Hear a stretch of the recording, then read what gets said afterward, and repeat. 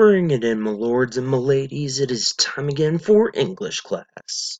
Today we're going to be learning about Henry V, and as always, you are taught by your most loved professor, Kevin M. So, today, like I said, we're going to be talking about Henry V. It is one of his most well-known plays, um, and it's considered one of the greatest plays that he has ever written. Um, Again, that's up to much debate. A lot of people learn about Romeo and Juliet. But today we're going to be learning about Henry V and all of the fun things that go along with it. Um, the St. Crispin's Day speech is probably one of the most, if not the most, heavily quoted monologue in Shakespeare, and we are going to watch it now.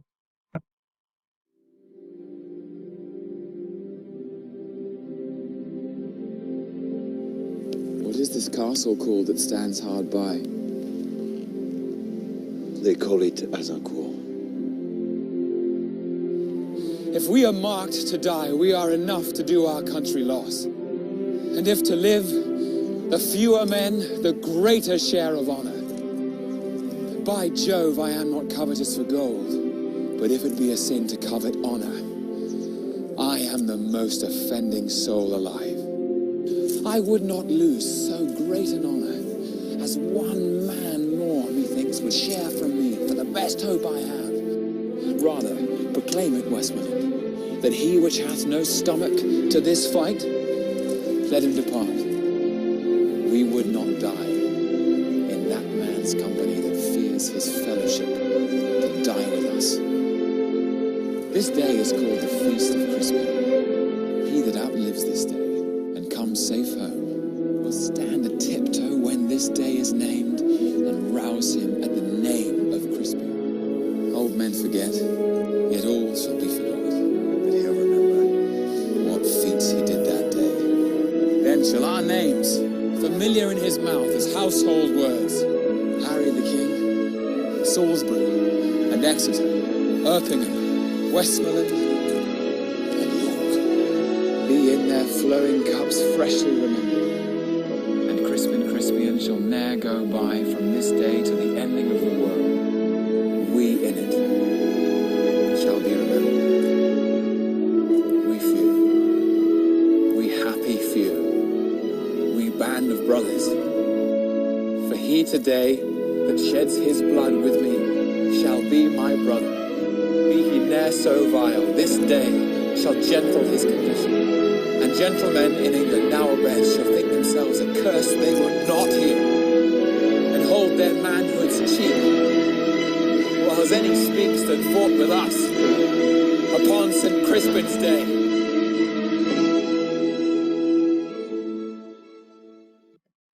So what you just witnessed is Tom Hiddleston. He's most well known for his acting in The Avengers as Loki. He kind of did that play a little, or he did that monologue, rather, a little bit differently than most do. I encourage you on your own time to kind of go out there and see how the monologue's done. It's done from very, very inspirational, like that one was, and it's done in a very, very loud tone, as almost trying to compel people into a march. There's other ones that are done purely for inspirational aspects, and it has a lot of connotations with it. Just to give you a little bit of background, you should have had this earlier on in your years of schooling, but the man himself, the man, the myth, the legend known as Shakespeare, he's written a fair amount of plays that you should know. Romeo and Juliet, Twelfth Night, Taming of the Shrew, Midsummer's Night Dream is just to name a few of them. Like we kind of discussed earlier, Henry V is one of his most well-known works. It was considered one of his last great plays that he wrote. Um, or he didn't write. We'll kind of get into that a little bit later on. Shakespeare was kind of a man that liked to mix different genres of writing together. He wrote in prose, and he wrote in iambic pentameter, and he did this to great effect. It's very well known in Henry V that he wrote in prose when writing in commoner language or peasant language, and he wrote in iambic when he was speaking in noble or monarch tone. So whenever Henry V is speaking, it's spoken in a specific rhyming pattern, and whenever a commoner is speaking, it's spoken in prose. This is kind of his way of subliminally telling you that there is a divide in how commoners spoke with each other and how nobles spoke with each other. It's just one of those small subliminal things that he did that made his writing so much more advanced than any of the other writing that we were seeing in the time. We start to see a little bit later on down the road Ben Jonson doing a lot of it. Um, but for his time period, it was really a innovation of his that he did. It's been a well-known fact that he's also illiterate. For many of you, you've probably seen the movie Anonymous, where it goes into the conspiracy theory about how the Duke wrote all of his plays and he was just a facade for all of this great work. We do have, and it was at the Boise, it was at Boise State University, a manuscript of his very first works. We've never found anything written in Shakespeare's own hand, which, though he is illiterate, may attribute to the fact that he had a very prolific way of speaking and he might have been able to get someone to write his works for him. Nonetheless, most of the plays and sonnets that he wrote are attributed to his own mind and his own imagination. Whether or not his hand is one that actually touched paper is a different story. So when we look at Shakespeare's influence, we look at what he did when he was in his time period and how we view him today. His influence can be, in Henry V, can really register with both nobles and peasants because he wrote in their language. For nobles, he wrote in iambic, and for commoners, he wrote in prose. Commoners could really get behind what he was saying and really understand what he was writing, and nobles could understand what he was writing, and it was a way to connect the two together. He was held in very high esteem by the king of England at the time, and it kind of leads us to believe, or it kind of leads us to these conclusions that he may have been liked by the king, and he may have been thought of very highly by the king, but also since he had so much regard with the commoners and the peasants as well, it may have been out of a necessity that the king liked him. Whether or not that's true or not, it's all up to speculation and all up to your personal views on the matter. Again, Henry V was written as a tribute to his favorite king. He always had, and it's always written in some of his sonnets, that he had a soft spot for kings that were misguided or kings that liked to conquer or view themselves as conquerors. He even wrote a counteracting piece named Richard III, and it was about a king who was just outwardly vile. He was not very well liked, and it really led to Richard III's ultimate downfall. We'll kind of come back to Richard III later because he has some interesting ties to Henry V, and through the readings you guys have done, you should know where we're going to be kind of going with that. Henry V is not new to motivational speeches. He has one of the most keystone speeches of all time, but we often see inspirational speeches with a slight persuasion to them from military and also a lot with sports. A lot of sports teams use motivational speeches, kind of like Henry V's, to get their teams ready to go and riled up. So a little bit of history about Henry. Henry V was actually a real king. It is based off of a real person. It is a historical drama. We can't classify Henry V as either a tragedy or comedy. So the only way we really can classify this is as a drama. Um, the entire basis of that play is off of the final battle, which is the battle for Agincourt, in the land of France. It was a very wealthy castle and kind of was a keystone piece. If Agincourt fell, then the French were going to have to surrender something and make appeasement with Henry V. It was all part of the French 100-year war, basically a war that went on for almost 100 years in between France and England, and who was the superpower and who had more military might and who could flex their muscle the most over the people.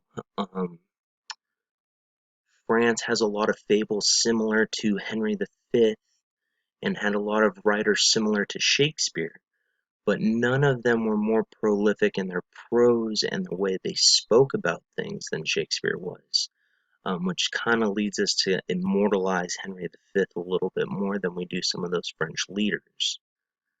The French, even though the French are the main enemy to Henry V and to England and to, in some regards, Shakespeare himself, they're never written in a poor light. They're never made out to be a villain or anything like that. Some of the characters within the play may make them out to be villains, but anything through the chorus or through the narrator aspect is always about imagining things and setting yourself apart from what you're reading. Not to put your own imagination, or that you should put your own imagination into the setting and everything like that, but all bias should be taken out and you should be focusing on your imagination of the actual scene. So again, just a little bit of background on the actual play itself. Written somewhere around the 1600s. Exact dates aren't really known for this type of writing, this magnitude of writing. Again, it's very hard to find something written in Shakespeare's own hand, and at that point it becomes very, very hard to date. The play, again, is about the conquest of France. It's about the end. It's either at the end of the Crusades or towards the ending of the Crusades is when the 100-Year War start, kind of bankrupting England a slight amount. That bankrupting of England led Henry V to secure loans, find lenders, and he kind of not necessarily pillaged, but fought his way across France to try to regain some of those losses that he had during the Crusades. One of the interesting things that you see kind of in the video, and you can refer back to it a little bit later, but you'll see the king interacting with the common soldiers. You'll see them interacting with some of the lesser soldiers, even though that he had his knights with him on numerous bases. You can see him intermingling with commoners and the archers and the people that do the grunt work. Again, this kind of ties in with Shakespeare's theory that the nobles and the commoners need each other more than they need to fight each other. The more they fight each other, the worse things tend to be. The more camaraderie that they show between the two of them, the easier things get. Again, climax, battle for Agincourt, the main keystone fort. And at the end, what we are left with is the miraculous victory of Henry V, and what we're led to believe is that he's going to seek negotiations with France, and secure a time of peace after all of this long fight. So this is where we're going to kind of get into discussion a little bit, and we're going to have some time in class to really go over this. So I want you to put your chairs in a circle because the Knights of the Round Table. No, I'm just joking. But if we can all get into a circle, there we go. So in your humble opinion, what is this play about? Is this play about conquest and the betterment of England, or is this about an intertwining of a socioeconomic division? Personally, I'll give you my personal views on it. My personal view is that this is about conquest. This is about a man inspiring his military to rise up and defeat someone. Again, that is not taken at face value. Probably read this story, this play, more than I care to mention, and at the end of it, there is a lot more that goes into it that leads me to believe that is conquest over camaraderie. And it has to do with the way he inspires men, what he's been doing before the Battle of Agincourt, and the nature in which the battles take place. If the battles were a lot less graphic or a lot less detailed, we would kind of see that it's less about the battles and more about something else. But when we start to see monologues about inspiring battle, when we start to see monologues about battles and how they've ensued and about how people have wronged the king, it's more about conquest and regaining his name.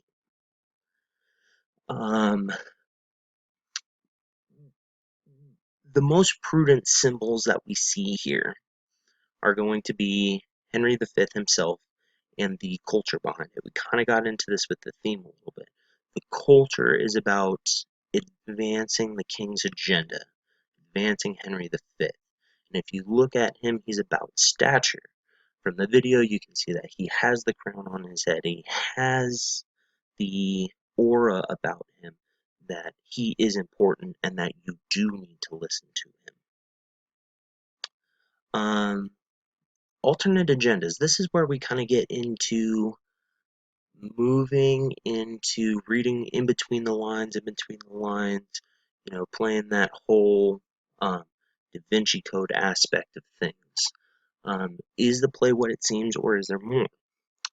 So from the theme that we talked about, it does seem pretty straightforward that the play is about conquest. The play is about advancing the ideas of the king. So the devil's advocate of this is, what if it's not?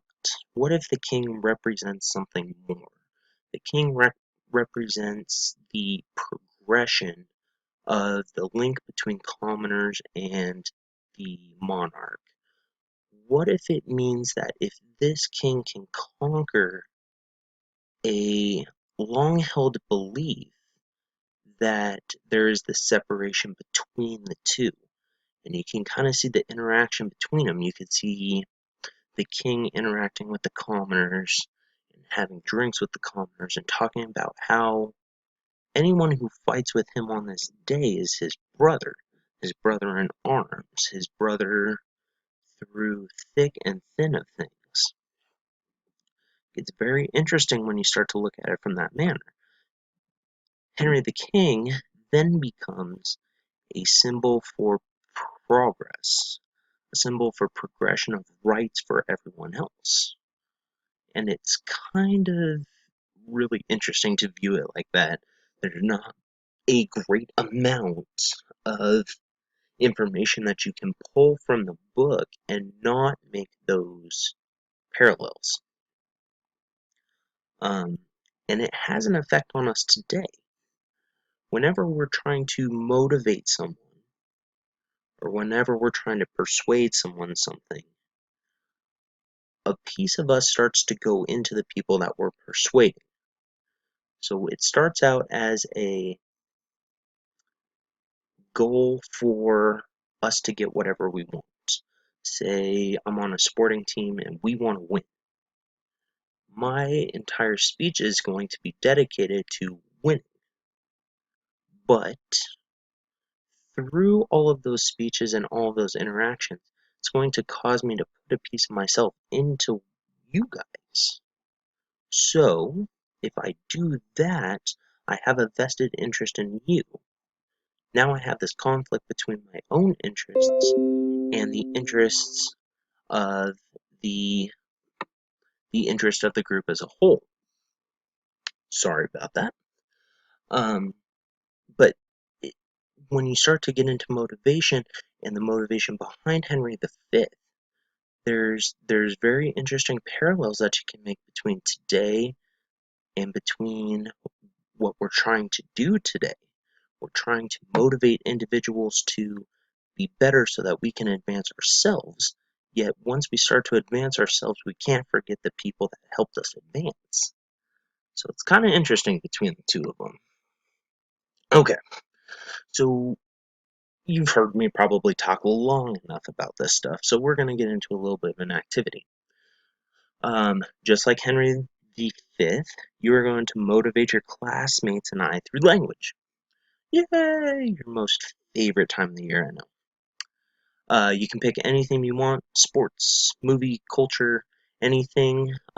Please keep the topics within reason and within school bounds. Don't go off on any crazy tangents. Can't talk about principles in any bad way. Come on, let's use common sense here, guys. You guys have made it through 4 years of high school. Let's not mess it up now. Your speech has to be motivational in nature. So what I mean by that is it has to inspire someone to do something. It has to inspire someone to be better. It has to inspire someone to help you make a goal. It has to just be motivational in the nature of it. You can't just be like, well, I'm here to tell you that you need to do this, and that's not motivational. It's robotic. Come on, class, we can do it. And then we're going to use some critical thinking on your own. We're going to have, so today's Monday, so you're going to have all the way till Friday to do this. We want to start getting into analyzing and motivational speech. So what I want you to do is with your own, and you're going to do this through an assignment that you have later, but you're going to start to analyze your own motivational speech. And you're going to start to pull all of the things that we talked about in Henry V. Does it inspire people? Does it make sense to either you, or does it make sense in motivating the people that you find around you? And does it have ulterior motives? Does it have subliminal messaging? This is a question on morality. So if your speech does have an ulterior motive, is that ulterior motive moral at its core? Or is it not moral? You don't have to do a moral ulterior motive. If your motivational speech is to get people to do something for you that you don't want to do yourself, that is in and of itself an ulterior motive to progress your own means without deflating whoever you're trying to send to do this for you. Either way, it'll work out perfectly fine, okay? So we'll have about 10-15 minutes in class to do that, and then we'll get back to the assignment for this week. Alright, so now that you had time to kind of work out through your projects and kind of see where you're going to be going with this, you guys are going to hate me, I know, but it's going to be fun, I promise. So now you're going to take your motivational speech and present it to a couple people. It could be mom, dad, sister, brother, weird homeless guy you found on the street. Let's try to keep it safe though to who you decide to present this to, and make sure that there's someone that you can access fairly easily, because you're going to have a couple things that you're going to need to do with this. So 1, you're going to have to deliver the speech to 2 people. Count them 2. Not 1, not 3, 4, but 2. Just 2 people. Mom and dad are perfect example. You're going to stand up in front of one of them at first, and you're going to deliver the speech. So stand up in front of mom, deliver the speech, take your notebook, write down the thoughts that she had on her speech, how you felt and how you moved and how that added or detracted from the speech itself. Then go ahead and do that with the other person. Now this is going to be kind of the interesting part. Put them in the same room, give them the same speech, and see if they react differently. A lot of the times people in multiple groups will react differently to each other, and it'll be kind of interesting to see how those interactions take place. So do that, please. It is very, very important that you do that. The second part of this assignment is your favorite thing in the world. You're going to write a 2-page paper. Now, I know, wine, but come on, not that bad. 2 pages double-spaced in MLA formatting. So basically you're looking at about 1 page of total writing if you were to write it in a notebook. And I'll give you a couple things to think about, and this will all be, I'll be writing a handout for you guys so that way you can have this to take home too. Some things to include in your speech. What did they think about it? It's pretty straightforward. What do they think the message is? This will also kind of help you see the disconnect between your thought process and the thought process of the people you're trying to reach. Was the person motivated or persuaded by anything you said? If they were, that's a huge win for you. And you might want to think about a path in public speaking or of something of that nature. Why were they motivated though? Why were they persuaded? If it's because you're their kid, that doesn't count. Don't put that in the paper. But get some key points on why they were or not persuaded by it. Did they react differently or similarly when they were separated or together? Those are all cool observations that you can really look for, and it really enhances your writing moving forward in the semester. What do you think of motivational speech? Oh, I'm sorry, what do you think of your motivational speech? Again, this is going to get back to kind of some stuff that we talked about in our analysis in class.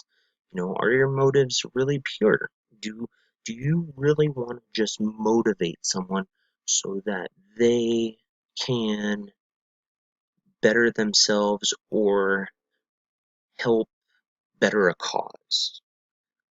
Or do you have a subliminal purpose with it? Kind of goes into those ulterior motives.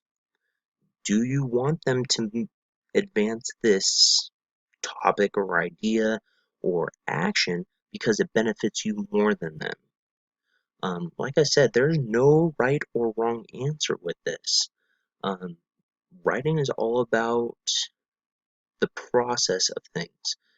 Write it down, think it out, edit it, look at it, talk to it, and then see what the message actually is behind it. Until you go through all those steps, you never really know what you're trying to get at with your writing. Again, you have until Friday, so you have a whole week to do this. We will have in-class time throughout the week. I will be talking to you about different things, different ideas. I will be doing this assignment as well. So Friday I will present my findings with you, and then we'll have a couple days where we're going to just go through everyone's assignment. So you better have it. That's going to finish up the lecture for today. Good job. We will be going into Romeo and Juliet the next time, everyone's favorite topic, because we can't get away from the dynamic duo. And then we will be doing Midsummer's Night Dream later in the week as well. Probably one of my favorite plays by William Shakespeare. Alright, get your stuff packed up. Thanks again, class. Bye.